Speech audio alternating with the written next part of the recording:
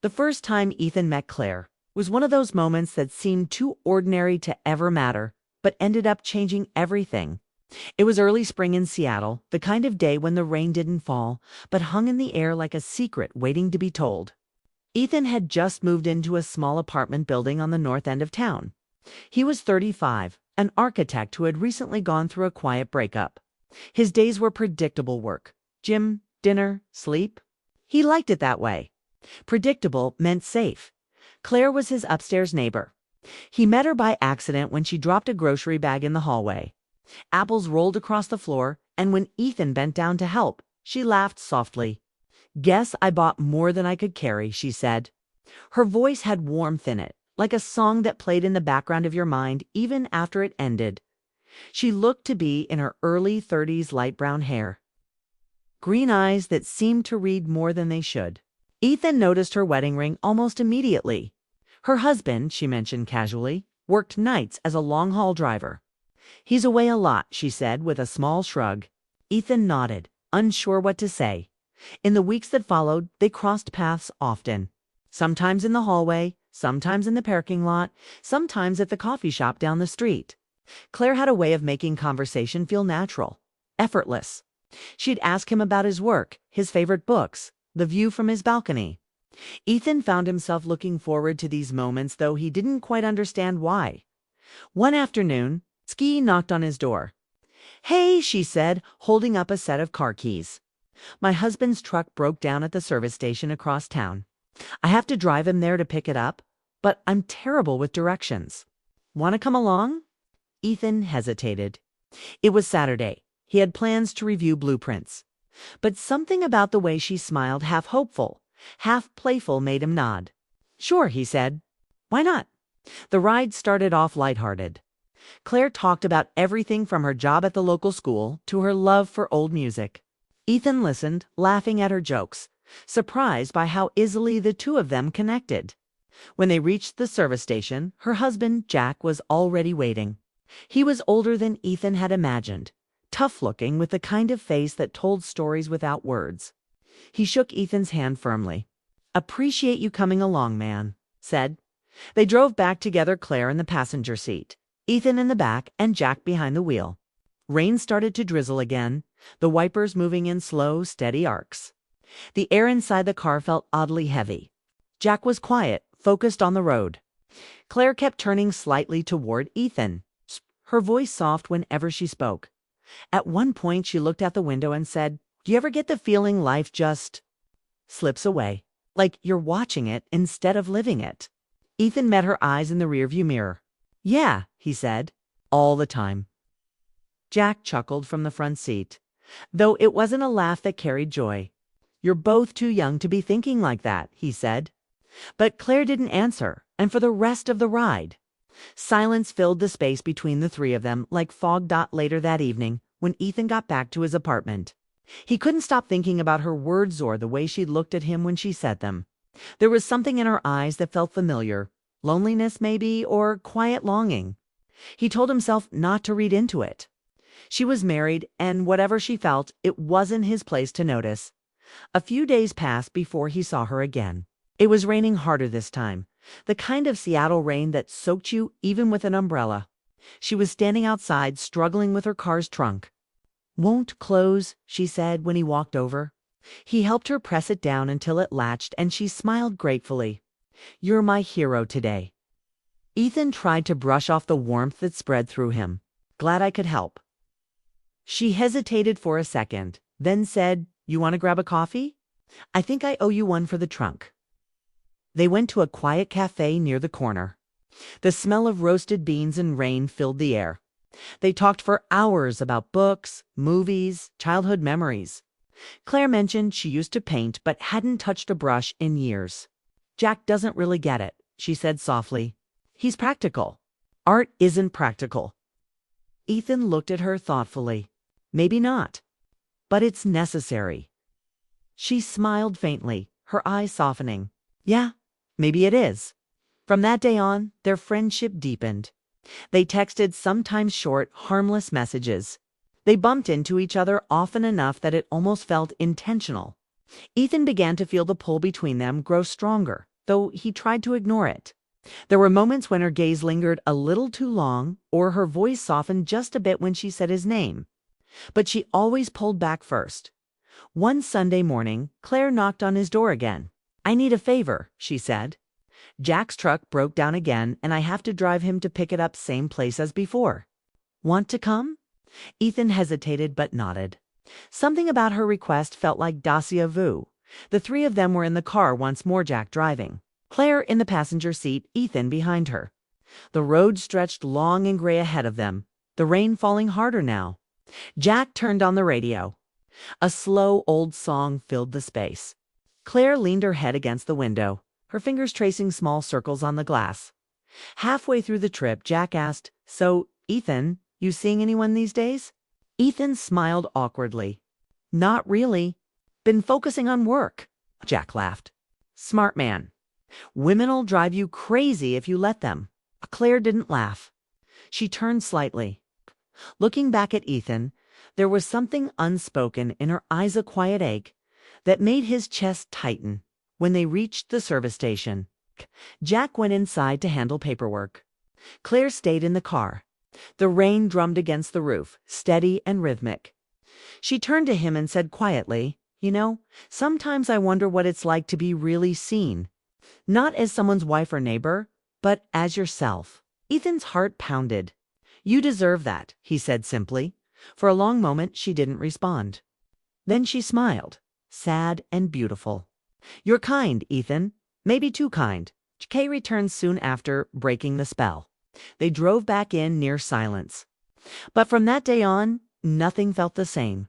Every glance, every word between Ethan and Claire carried a weight neither of them dared to name. Ethan tried to distance himself. He buried himself in work, avoided the hallway, ignored her texts. But every time he heard footsteps above him, he thought of her. Every night when the rain tapped at his window, he imagined her doing the same awake, wondering what might have been. Weeks later, she showed up at his door one last time. She looked different, tired, eyes a little red, hands trembling slightly. "We're moving," she said quietly. "Jack got a new job out of state." Ethan's stomach dropped. He nodded, unsure what to say. "I'll miss you," he finally whispered. Claire smiled faintly. "I'll miss you too." She handed him a small wrapped canvas. "I painted this last week," she said. "It's not much, but it's something." After she left, Ethan unwrapped it. It was a painting of rain falling over their apartment building, the windows glowing softly through the storm. At the bottom corner, in small, almost hidden letters, she had written, "For when the ride ends, but the memory doesn't." And for Ethan, it never did.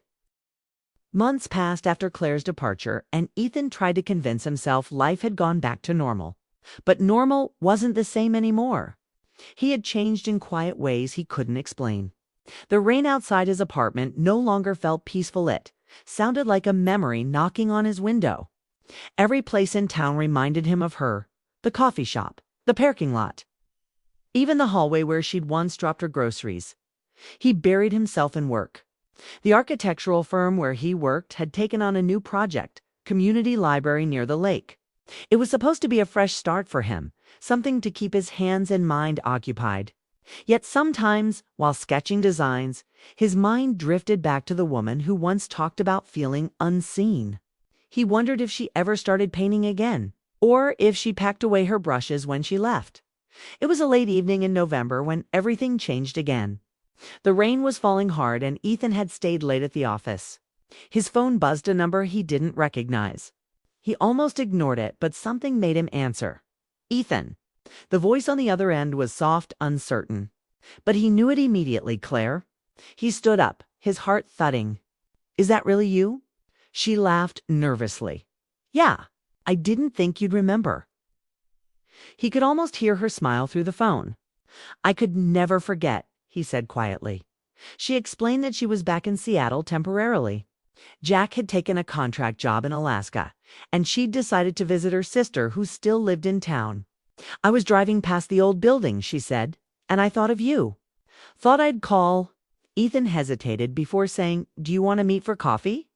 There was a pause, then a soft, "I'd like that." They met the next afternoon at the same cafe they'd once visited. When Ethan walked in, his breath caught. Claire looked a little older, but in a graceful way. Her hair was shorter, and her eyes held that same quiet depth he remembered. She smiled when she saw him, and for a moment, it felt like the months apart had never happened. "You look well," he said as they sat down. "So do you," she replied, stirring her coffee. "Still working too hard, I bet?" He smiled faintly. "Guilty." They talked for hours again, like before. Claire told him she'd started painting again while living out of state. "It kept me sane," she admitted. "Some days, it was the only thing that made me feel alive." Ethan felt something shift inside him. He could see that spark again, the one that used to live beneath her quiet sadness. When she described the colors she used, her eyes lit up in a way that pulled him in completely. But there was something else, too, something unspoken. Hovering between them, a weight they both felt but didn't name. After coffee, they walked outside. The rain had eased, turning into a soft drizzle. Claire tilted her face up to the sky and smiled. "It feels like the city never stopped raining," she said. Ethan looked at her and replied, "Maybe it never does. Maybe we just forget how to notice it." They walked along the street, side by side, talking about everything and nothing. When they reached her car, she hesitated. "Would you like to come by my sister's place sometime? I've got a few of my new paintings there." He nodded. "I'd love to." A few days later, he did. Her sister's house was cozy, filled with plants and the smell of cinnamon. Claire led him into a small room where her paintings were displayed. They were stunning landscapes, faces, moments frozen in color. One of them stopped him completely. It was of a man standing under an umbrella in the rain, looking up at a lit window. "That one's called The Wait," she said softly. He turned toward her. "It's beautiful." Their eyes met, and for a second, neither looked away. The air between them grew still. Then Claire blinked, breaking the moment. "I didn't mean to make things awkward," she said. Ethan smiled gently. "You didn't. It's just a powerful painting." They spent the afternoon talking about art and life. But as the sky darkened, Ethan knew he should leave. At the door, Claire looked at him, her voice quiet. "You know, I missed having someone who listens like you do." He wanted to say he'd missed everything about her, but instead he nodded. "I'm glad you called." That night, Ethan couldn't sleep. The memory of her face, her voice, the rain, all of it played in his mind like an unfinished song. He knew what he felt, but he also knew the boundaries that still existed. Claire was still married, even if her husband was far away. The next time they met, it was by accident, or maybe not. Ethan was shopping for groceries when he saw her by the fruit section, holding a bag of apples. She laughed when she noticed him.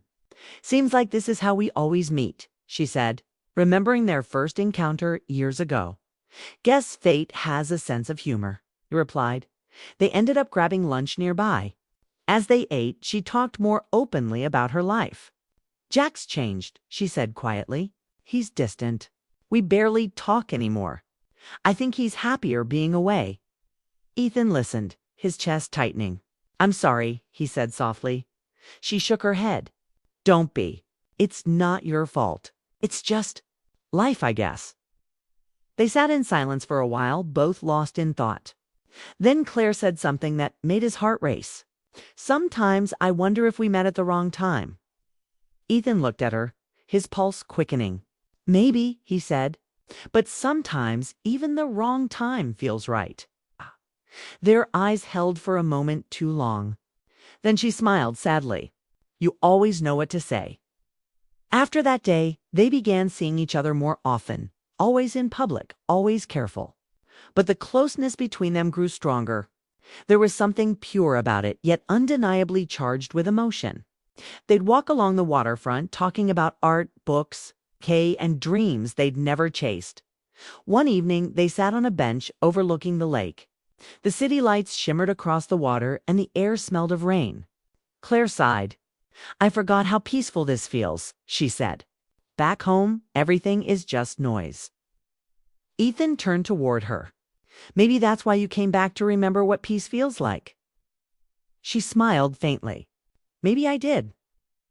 For a long time, neither spoke. Then she whispered, "You ever think about what could have been?" Ethan swallowed hard. All the time. Their eyes met, and in that instant, everything they'd tried to suppress came rushing to the surface, the longing. The connection, the quiet ache that had never gone away.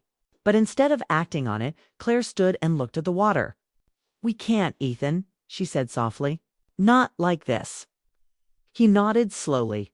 "I know." She smiled through the sadness. "You always do." Before leaving, she placed something in his hand, a small folded note. "Don't read it now," she said. "Wait until I'm gone." That night, he sat on his balcony and opened it. Her handwriting was delicate, the ink slightly smudged by rain. It read, "You once said life slips away when we stop living it. You were right. I just don't know how to start living again without hurting someone else. Thank you for reminding me what it feels like to be seen." Ethan read it again and again, his heart aching in silence. He didn't call her, didn't text. Maybe he was afraid she'd already gone back to her husband, or maybe he knew that was how it had to be. A week later, he visited the cafe alone. The same corner table where they used to sit now stood empty. He ordered her usual drink, black coffee with a hint of cinnamon, and left it untouched. As he walked out into the rain, he looked up at the gray sky and whispered, "Goodbye, Claire." He didn't see her again for months, but her note stayed with him, tucked inside the cover of his sketchbook. Whenever the rain fell, he'd think of her, how she brought color into his gray world, even if only for a moment. Winter came to Seattle, wrapping the city in fog and quiet. Ethan's days moved in slow motion: work, sleep, rain, repeat.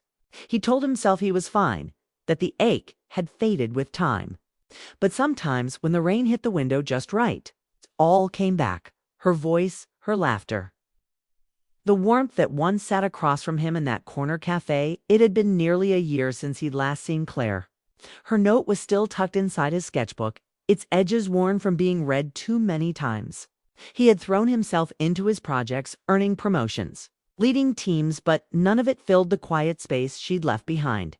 Then, one evening, as he walked home from work, he saw a familiar painting displayed in a small art gallery window. His heart stopped. It was the same piece she'd shown him long ago. Beneath it, a small tag read, "By Claire Turner." Stepped inside, his pulse quickening. The gallery was softly lit, filled with the scent of old wood and varnish. People were moving slowly between the pieces, murmuring about colors and brushwork. Ethan scanned the room, hoping and fearing to see her. Then he did. Claire stood near the back of the room, speaking to an older woman. She looked radiant, confident, composed, her hair loosely tied back. When her eyes lifted and met his, she froze. The conversation around her faded, and for a heartbeat, neither moved. Then she smiled, small, hesitant, but real. "Ethan," Jay said when he approached, her voice softer than he remembered. "I wasn't sure if I should come in," C, smiling faintly. "But then I saw the weight." She glanced toward the painting and laughed lightly. "That one. It's always been close to my heart." "I can see why," he replied. "It's incredible." They stood there for a long moment, surrounded by quiet admiration and half-heard whispers. The air felt charged, yet calm, like the pause between thunder and rain. After the event, she invited him for coffee nearby. It felt strangely familiar, walking beside her again through the drizzle. She'd moved back to Seattle permanently, she explained. Jack had accepted a long-term position in Anchorage, and they'd decided to live separately for a while to figure out who we really are, she said. "And who are you?" Ethan asked gently. Claire smiled, her eyes distant. "Someone's still learning?" At the cafe, they spoke like old friends who had never truly drifted apart. She told him about her new art studio downtown, about teaching painting to children on weekends, and about rediscovering her own strength. Ethan listened, admiring the quiet glow in her voice. Then she said something that made him pause. "You know, for a long time, I kept wondering what might have happened if I'd stayed." He looked up. "Stayed where?" In that moment, she said softly, "When I gave you that note, I almost turned back that night. I almost knocked on your door." Ethan's breath caught. "Why didn't you?" She sighed. "Because I was scared. Scared that I'd ruin everything. That maybe what I felt was just loneliness." He studied her face. "And now? Do you still think it was loneliness?" She smiled faintly. "No, I think it was something real. But sometimes real things come at the wrong time." They fell into silence again. The cafe's warm light flickered across their faces, and outside the rain began to fall harder. Claire looked out the window, then back at him. "I didn't plan on running into you tonight," she said. "Maybe it wasn't planned," Ethan replied. "Maybe it was time catching up." She laughed quietly. "You always find a way to make things sound poetic." When they left the cafe, the city glowed under streetlights reflected in puddles. Claire pulled her coat tighter. "Would you like to see my studio?" she asked. "It's close." Ethan nodded, and they walked together through the damp streets. Her studio was small but beautiful, paint-stained floors, sketches pinned to the walls, brushes lined up like instruments waiting to play. He looked around, genuinely impressed. "You built this," he said softly. "From nothing?" She smiled. "It's home now." There was a canvas on the easel, half finished, a man standing under soft light, his face turned away. Ethan stared at it for a moment. "That looks familiar," he murmured. Claire laughed gently. "It's no one specific." He raised an eyebrow. "Sure." They shared a long look, one that said everything neither dared to put into words. Then she turned back to her canvas and said quietly, "You know, I never thanked you." "For what?" "For reminding me that I was still worth seeing." He swallowed hard. "You did that on your own, Claire?" She smiled sadly. "Maybe, but you helped me believe it." The next few weeks passed in quiet rhythm. They saw each other often, coffee on Saturdays, walks through the market, sometimes long talks in her studio while she painted. Their connection deepened again, but this time it felt gentler. There was no rush, no guilt, only the kind of warmth that comes from two souls who finally stopped pretending. Yet, underneath the calm, Ethan sensed a hesitation in her. One afternoon, as they watched the rain fall outside her studio window, he asked Claire, "What happens now?" She looked down at her hands, then back at him. "I don't know," she admitted. "Jack and I haven't spoken much, but I need to finish that chapter before I start another." He nodded slowly. "That's fair." She reached across the table and took his hand. "I don't want to hurt anyone again, but I don't want to lose something real either." He squeezed her hand gently. "Then don't. Just be honest with him and with yourself." The next week, she told him she'd decided to fly to Anchorage to talk to Jack face to face, to end things the right way. Ethan's heart ached at the thought, but he respected it. Before leaving, she came to see him one last time. They stood by the lake where they used to walk, the air crisp and still. "I don't know what's going to happen," she said quietly. "But whatever it is, thank you for being the one person who never made me feel small." He smiled through the ache. "Just promise me one thing," he said. "Don't disappear this time." She nodded, eyes glistening. "I won't." He left the next morning. Weeks passed. Ethan heard nothing. He tried not to think about it, but every evening he found himself looking at his phone, half hoping for her name to appear. Then, one afternoon, he got a message. "I'm back." They met at the lake again. This time Claire looked peaceful. "It's over," she said softly. "We both knew it was time. We parted kindly." Ethan studied her face. "And now?" She smiled. "Now I want to start painting new things. Things that don't come from pain anymore." He reached for her hand, and this time she didn't pull away. They stood there quietly, the rain beginning to fall, soft and steady. "You know," she said, with a hint of laughter, "I used to hate the rain. But now, every time it falls, I think of you." Ethan smiled. Maybe the rain was always our way of finding each other. They walked together down the path, hands intertwined, their steps slow and certain. The storm that had once separated them had finally passed, for the first time in a long while. Ethan felt like he was no longer waiting. He was living. And as they disappeared into the mist, Seattle's rain fell gently around them, washing away the years of what-ifs and maybes, leaving only something quiet, real and new. That night back in her studio, Claire began a new painting. The title she wrote in small letters at the bottom read, "When the Heart Finally Spoke." And for the first time, both of them knew it wasn't the end of something broken, it was the beginning of something true.